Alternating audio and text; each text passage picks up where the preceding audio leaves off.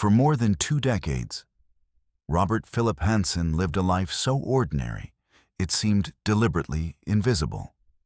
In suburban Virginia, he was the quiet Catholic neighbor who mowed his lawn at dawn, attended Mass every Sunday, and drove the same gray sedan to the J. Edgar Hoover building each weekday. Nothing about him suggested danger, ambition, or even the slightest hint of duplicity. To his co-workers, Hanssen was stiff, brilliant, and socially awkward. A man who preferred silence over conversation, theology over small talk, and analysis over camaraderie. He possessed an encyclopedic grasp of Soviet tradecraft, quoting KGB manuals with unsettling precision. His presence felt engineered from discipline and restraint rather than warmth or human spontaneity. At home, he was simply Bob, a strict father of 6, an inflexible husband, and a man whose frugality bordered on obsession. Family dinners were enforced with military regularity. Complaints about expenses were constant. Bonnie, patient and devout, accepted his rigidity as part of his character, believing his sternness sprang from conviction, not concealment. His life unfolded through meticulous routines. He woke at 5:30 a.m., left the house at 6:10, arrived at FBI headquarters at 6:55, and returned home at precisely predictable times. To neighbors, he appeared dull but respectable. To colleagues, abrasive yet reliable. To his parish, unfailingly devout. No one bothered to search beneath the surface. But quiet lives can conceal loud secrets, and Hanssen's bland exterior hid fractures no one recognized. Minor inconsistencies surfaced around him, unexplained drives, tense silences, abrupt phone calls ending the instant someone entered the room. Taken alone, each detail was harmless. Together, they hinted at an unseen architecture forming behind his carefully maintained mask. Bonnie occasionally found him burning papers late at night, his explanations curt and cold. Some evenings, he returned home with a distant, hollow gaze. Once, he bought expensive gifts despite their strict budget. Another time, she caught him writing symbols in a notebook he quickly shut. None of it fit the man she believed she knew. Yet she stayed silent. At work, co-workers noticed other peculiar habits. The way he locked his computer the moment someone approached, his rigid control over file access, his obsessive interest in programs far outside his assigned duties. His dismissive reactions discouraged questions, and eventually, people stopped asking. After all, Hanssen had always been private, secretive in ways they rationalized as personality. Meanwhile, a separate existence had begun taking root, one built on clandestine letters, coded signals, and covert drop sites. Each late-night prayer walk, each unexplained detour, each quiet evening in the basement had a hidden purpose. The man who preached morality by day was secretly constructing a life defined by treason after dark. Deep inside, Hanssen felt overlooked and undervalued. His intelligence earned him few promotions and even fewer compliments. Younger agents surpassed him. Supervisors dismissed him. Resentment simmered, feeding a hunger he hid even from himself. A hunger to be recognized, to be powerful, to matter in a way the Bureau refused to acknowledge. The transformation was gradual, corrosive. Pride intertwined with frustration, faith mixed with delusion. The facade of rigid morality provided perfect cover for the emerging shadows beneath. No one noticed the shift, not Bonnie, not his children, not his parish, not his co-workers. The FBI, ironically, least of all. And so each morning, the quiet man in the gray sedan walked into the Hoover building carrying two identities. One sworn to protect the nation's secrets, and one dedicated to selling them. For years the facade held. For years, the darkness remained unseen. And for years, America's most dangerous traitor moved through the Bureau completely unnoticed. The moment that altered Robert Hanssen's life began quietly, almost innocently. In the late 1970s, he realized he possessed something few FBI agents ever truly held: deep, unmonitored access to America's intelligence secrets. He understood their structure, their vulnerabilities, their blind spots, knowledge that sparked a dangerous idea. Not treason at first, but a question, a possibility, an opportunity.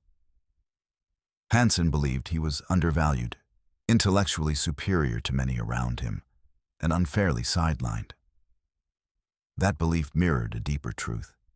He craved recognition. He resented the Bureau's hierarchy, the slow promotions, the supervisors he considered mediocre. In the silence between assignments, he began entertaining thoughts he later justified as practical, rational, even inevitable. In 1979, he made his first clandestine move. Without telling anyone, not Bonnie, not co-workers, he gathered classified documents, placed them carefully in a manila envelope, and mailed them anonymously to a Soviet operative in New York. He expected fear, guilt, hesitation. Instead, he felt exhilaration.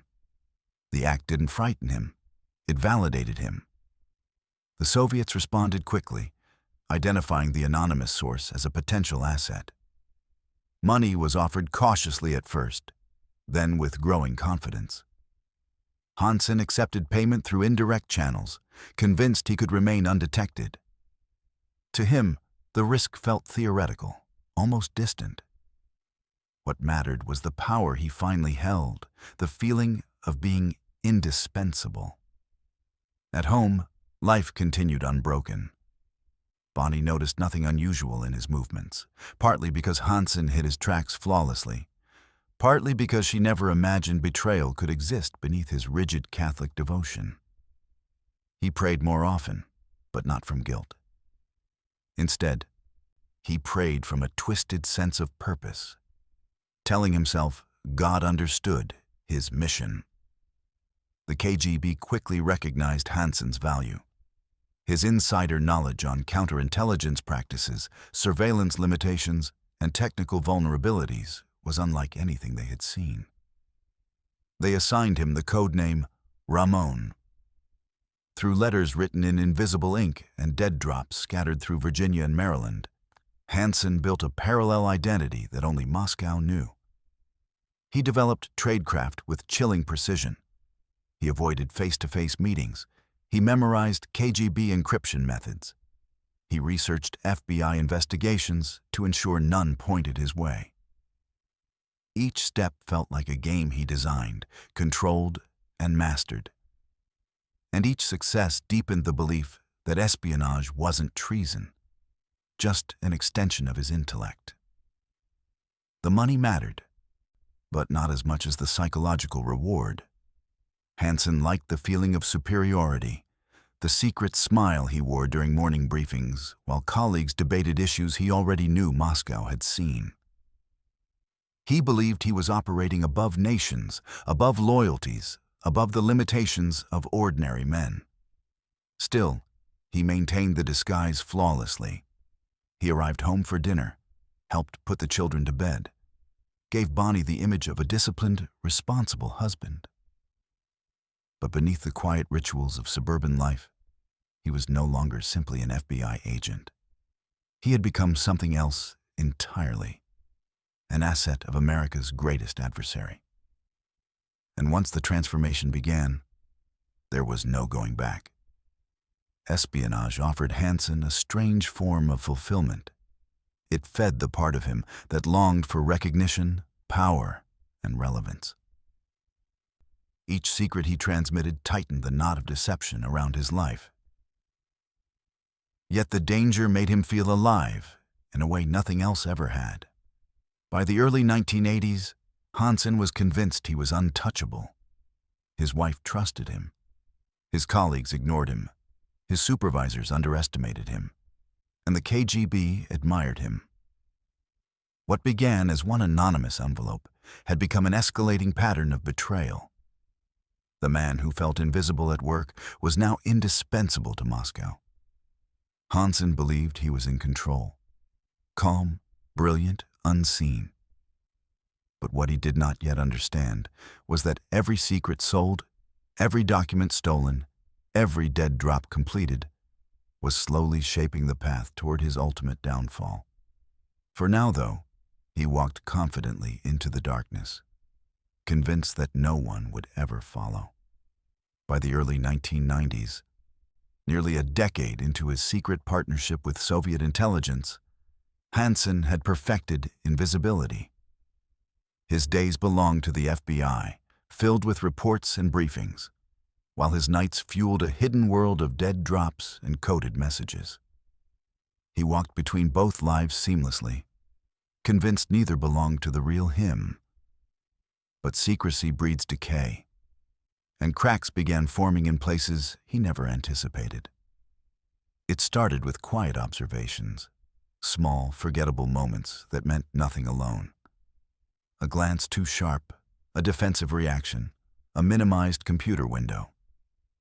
Hanssen brushed each off as harmless, but one man noticed patterns no one else cared to see. That man was Mike Rochford, an analyst whose instincts were shaped not by suspicion, but by curiosity. His unease wasn't rooted in accusations. It sprang from a subtle sense that Hanssen behaved differently from everyone else. He didn't socialize. He didn't share. He guarded information with a fierceness that felt unnatural. Rochford couldn't articulate why Hanssen unnerved him. He only sensed that beneath the stiff manners and clipped answers, something was misaligned. There were the wrong questions Hanssen asked during briefings, the peculiar files he accessed without clear purpose, and the specific operations he seemed too invested in. Then came the incident that transformed unease into something darker. In the New York office, a co-worker approached Hanssen unexpectedly and caught him inserting a floppy disk into a sensitive computer system. His reaction was instantaneous, snapping the screen shut, snapping an explanation, snapping the moment in half. It was a flash of panic he couldn't mask. The co-worker mentioned it casually. Nothing formal, nothing accusatory. But whispers have their own currents, especially inside the FBI. Privately, quietly, people began to wonder. They watched Hanssen sidelong, though not enough to alert him. He remained unaware that the first faint circle of scrutiny had begun to tighten. At home, the shift appeared differently. Bonnie saw it in sudden irritability, in late-night pacing, in bursts of prayer that bordered on desperation. Sometimes he stared at his children, as if memorizing them, softening for a breath before returning to cold detachment. Something inside him was unraveling, though he refused to name it. He burned papers more often, stacks of them, feeding the fireplace with the same rigid intensity he applied to his duplicity. When Bonnie asked, he offered sharp, clipped answers, drafts, old notes, nothing important. But fear had begun to coil beneath that calm exterior, the first sign that his perfect balance was shifting off axis. Meanwhile, inside the bureau, a new generation of agents began tightening security. Computer logs were monitored, file access tracked, surveillance protocols improved. The world was changing, technology was evolving, and the invisible pathways Hanssen once walked freely were no longer so unguarded. For the first time, he sensed danger, not from Moscow, but from home. Then the Cold War ended, fracturing the foundation he had built his second life upon. If Russian archives opened, if the wrong officer defected, if one file survived in an unburned drawer, his identity could surface overnight. Hanssen panicked, a panic he cloaked with calm routines and stricter secrecy. In 1991, he severed contact with the KGB, disappearing from their radars without warning. To Bonnie, he seemed lighter. To co-workers, subtly more human. But beneath that fragile calm, espionage had carved a hollow inside him, one that simple domestic life could not fill. The silence of withdrawal quickly soured into emptiness. Hanssen's relief faded, replaced by the realization that espionage had become his identity. Being unseen hadn't been the oath, being important had. And as years passed and promotions eluded him, resentment returned. Slowly, quietly, dangerously, the hunger resurfaced. He told himself the danger was gone, that his brilliance had outlived the Cold War, that no one had the competence to catch him. And in that illusion, warm, seductive, catastrophic, he began convincing himself he could return to the game. Not because he needed money, but because he needed purpose. What Hanssen didn't know was that the spark of suspicion ignited years earlier was about to grow. Not into confrontation, not yet, but into watchfulness, into questions, into surveillance, into the first faint shadow of a hunt for a ghost the FBI had not yet learned to name. For a brief time after the Soviet Union collapsed, Hanssen convinced himself he was done. Espionage, he told God in whispered prayers, belonged to a world that had dissolved. He tried to be lighter with Bonnie, calmer with his children, more present in church. But beneath his renewed devotion, a void pulsed. One treason had carved too deeply to ignore. For years he stayed dark. No letters, no signals, no dead drops beneath footbridges. Even the KGB, now scattered into factions of the new Russian intelligence apparatus, assumed he had vanished for good. But the hunger never left. It simmered quietly, a restless ache that surfaced whenever he felt overlooked or dismissed at work. He missed the thrill of mastery, the secret superiority he carried in meetings, knowing he controlled information America didn't know it was losing. The Bureau saw him as a stiff, unremarkable technician. Moscow saw him as invaluable. The contrast fed a resentful pride he couldn't extinguish, no matter how many rosaries he recited. By the late 1990s, promotions bypassed him. Younger agents rose quickly. His expertise was overshadowed by newer systems and evolving technologies. The small humiliations accumulated, missed recognitions, denied opportunities. Supervisors he quietly despised. The old bitterness returned, whispering the same dangerous logic. Moscow appreciated him. The FBI never would. In 1999, he made the decision that sealed his fate. After nearly 8 years of silence, Hanssen reinitiated contact with Russian intelligence. This time the SVR, successor to the KGB. He approached them with the same alias he once used proudly, Ramon. The identity fit him like an old uniform he had longed to wear again. But now he was more cautious, more refined. He demanded safer protocols, better payments, tighter dead-drop procedures. And paradoxically, his caution bred arrogance. If the Bureau hadn't caught him in 20 years, they never would. He knew their blind spots because he helped design many of them. He believed he was untouchable. Foxstone Park in Vienna became his sanctuary again. A quiet suburban trail, unremarkable to anyone else, but sacred to him. He returned to his old footbridge with reverence, kneeling beneath the rotting planks, sliding packages of classified documents into hidden crevices, walking away as if leaving a private confession no one would ever hear. The Russians were thrilled. Hanssen's new intelligence was as devastating as his first wave. Details on surveillance tunnels under embassies, encryption vulnerabilities, counterintelligence programs, nuclear protocols, and the identities of Russian agents secretly working for the U.S. The SVR paid him in cash and diamonds, feeding both his wallet and his ego. At home, the shift returned. Bonnie saw late-night disappearances, strange moods, and unexplained money that didn't match their bank statements. He became restless, detached, watchful, yet colder than before. Sometimes he stared out the kitchen window as if waiting for something to happen. She recognized the pattern, but didn't understand the cause. Inside the bureau, troubling failures resurfaced. Russian assets disappeared. Operations collapsed without warning. Sensitive programs leaked. The CIA blamed Aldrich Ames at first, but the timelines didn't match. Damage continued long after Ames was imprisoned. There had to be another mole, one hiding inside the FBI itself.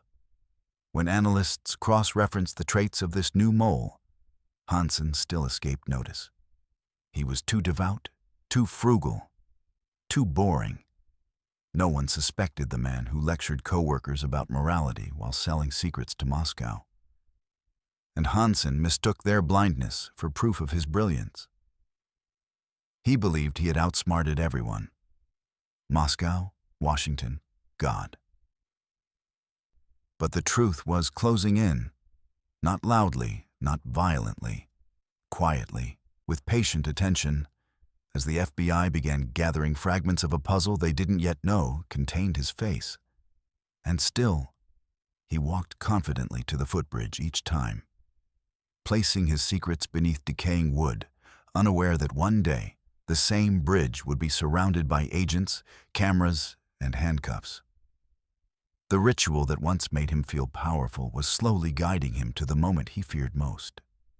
The Cold War's end scattered Soviet secrets across the world, and in that chaos, fragments of truth began drifting into American hands.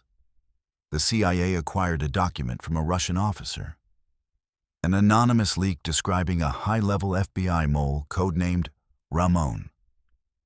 It was a quiet alarm, but inside the intelligence community, quiet alarms often grow into storms. The report detailed operations only an insider could know. Programs compromised, agents exposed, missions destroyed. It narrowed the traitor to someone inside the FBI's counterintelligence ranks. Assistant Director Louis Free, reviewing the fragments, recognized the terrifying implication. The Bureau wasn't hunting a hypothetical spy. They were hunting one of their own. The FBI formed a secret task force, small, isolated, and shielded from the rest of the Bureau. Its mission was simple, but chilling. Identify the mole described in the Soviet document. They sifted through personnel files, access logs, field histories. What emerged was not a list of candidates, but a narrowing funnel slowly pointing toward one man. At first, Hanssen wasn't considered. His life appeared too disciplined, too quiet, too rigidly moral. But patterns don't lie. Analysts saw unexplained file access spikes, inconsistencies in his assignments, and his proximity to crippled operations. Each detail alone was subtle. Together, they formed a shadow unmistakably shaped like betrayal. The task force distilled their suspect list from dozens to a handful. They applied filters, technical expertise, Russian knowledge, counterintelligence access, behavioral anomalies. Each pass sharpened the profile. Finally, only one name remained: Robert Philip Hanssen. The man who lectured others on security had become the prime suspect. But suspicion wasn't enough. The FBI needed evidence. Hard, irrefutable, undeniable evidence. They devised a plan to isolate Hanssen in a new assignment, an office created specifically for surveillance. Officially, he was being promoted to oversee information assurance. In reality, The Bureau was constructing a cage around him. Inside that office, everything was monitored. His keypads, his trash, his conversations, even his smallest habits. Some agents watching him didn't know the target's identity. Others knew exactly who they were hunting. Hanssen worked surrounded by a quiet ring of eyes, all waiting for a single mistake. To tighten the noose, they brought in a specialist, Eric O'Neill, a young operative trained in surveillance and psychological observation. He was assigned as Hanssen's subordinate, instructed to shadow him, document his behaviors, and identify patterns. Hanssen believed O'Neill was simply an eager assistant. He never suspected he was bait. Subtle cracks appeared almost immediately. Hanssen reacted sharply when O'Neill entered unexpectedly. He hid screens with unnatural urgency. He guarded mundane documents as if they were national treasures. These weren't the habits of an ordinary agent. They were the reflexes of a man afraid someone might finally see through him. The breakthrough arrived when Hanssen forgot to lock his briefcase. Inside were classified printouts, encrypted disks, and coded notes, physical echoes of espionage he believed he had concealed for years. It wasn't enough for an arrest, but it confirmed the task force's darkest fear. They had indeed found their mole. Still, they needed the act itself. Hanssen committing espionage in real time. A dead drop. A package. A moment caught on camera. Without it, they risked losing him forever. So the task force waited, shadowing every drive, every late-night departure, every unexplained movement, hoping he would return to Foxstone Park. Weeks passed with suffocating tension.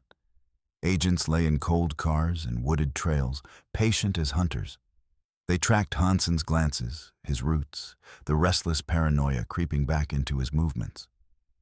And then, one winter night, he prepared a package. He checked the time, and he headed for the old footbridge. For the first time in 22 years, Hanssen was walking toward a dead drop with a net closing around him. He didn't know it yet. He felt only the familiar thrill, the private satisfaction of betrayal. He believed he controlled the game. But this time, every step he took was being counted.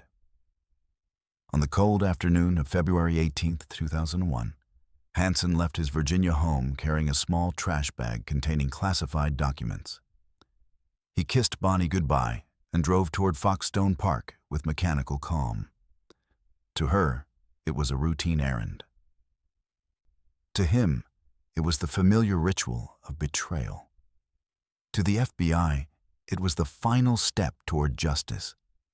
Surveillance teams were already hidden throughout the park, beneath trees, behind unmarked vans, near the rotting footbridge Hanssen trusted for decades. Cameras captured every angle. Microphones recorded each breath. The agents waited silently, all focused on one moment. The instant Hanssen revealed his treason beyond doubt. He walked the wooded path with the confidence of a man who believed he could not be caught. Kneeling beneath the bridge, he slid the trash bag into a concealed space worn smooth from years of use. It was a gesture he had perfected, a gesture he believed no one had ever witnessed. The command came through an earpiece, one quiet word: now. Agents burst from hiding, closing in from every direction. Hanssen froze. Startled by a reality he had always imagined but never truly believed would come. A tactical team surrounded him. For once, his calculated composure cracked beneath raw disbelief. With weapons drawn, an agent shouted, "FBI, hands in the air." Hanssen complied slowly, almost thoughtfully, as if accepting a conclusion written long ago. He offered no resistance. He asked no questions. When the cuffs locked around his wrists, he gave the line that defined him more than any confession. "What took you so long?" The trash bag under the bridge, stuffed with classified documents, was the irrefutable proof investigators needed. As agents collected evidence, photographed the scene, and secured the area, Hanssen stood unmoving. The bridge he trusted for decades had finally turned against him. Transforming from sanctuary to crime scene in a single afternoon, he was driven to a secure facility, silent throughout the ride, staring forward with the rigid detachment of a man calculating the shape of his downfall. When news reached Bonnie, she collapsed. She had believed his rigidity came from faith, not deception. The revelation shattered not just trust, but the foundation of their life together. For his 6 children, the arrest detonated with brutal force. Their strict, devout father, the man who enforced curfews and led nightly prayers, was suddenly exposed as the most dangerous traitor in FBI history. The family home filled with reporters, questions, and a grief none of them had vocabulary for. The charges were overwhelming: espionage, conspiracy, passing secrets to a foreign power, compromising intelligence assets. Revealing double-agent identities, the evidence stacked higher each day: letters, codes, photos, recovered dead drops, and files that revealed decades of damage. Hanssen had constructed an empire of betrayal piece by piece. To avoid the death penalty, he agreed to a full debriefing. For months, he recounted his espionage with chilling clarity: operations destroyed, agents executed, and technologies compromised.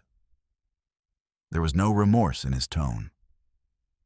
He spoke like a technician explaining a system he designed, not a man acknowledging lives lost because of him.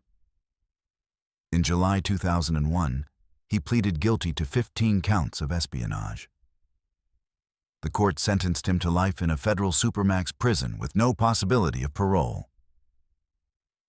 His cell offered 23 hours a day of isolation, a fitting end for a man who lived emotionally isolated long before he was physically confined. For the FBI, Hanssen's case scarred an entire generation. He became synonymous with betrayal, proof that threat can come not from foreign enemies, but from the quiet man in a gray sedan. His actions cost billions, sacrificed lives, and compromised national security for decades. It was damage that would take years to fully understand. For Bonnie, the aftermath became a lifetime of unanswered questions. She never remarried. The children grew up under a name the world associated with treason.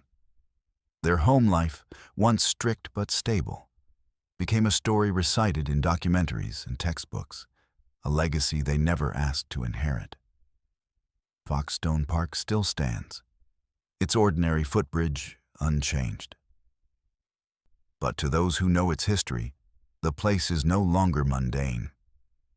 It is the quiet stage where the most destructive FBI mole finally met the consequences he evaded for 22 years. A symbol of how arrogance blinds and how patience hunts. In the end, espionage gave Hanssen none of what he sought: not admiration, not power, not legacy. It left him with a cell, a broken family, and a name etched in infamy. Behind concrete walls and steel bars, the man who betrayed his nation lives out his final years in silence, alone, unseen, and unredeemed.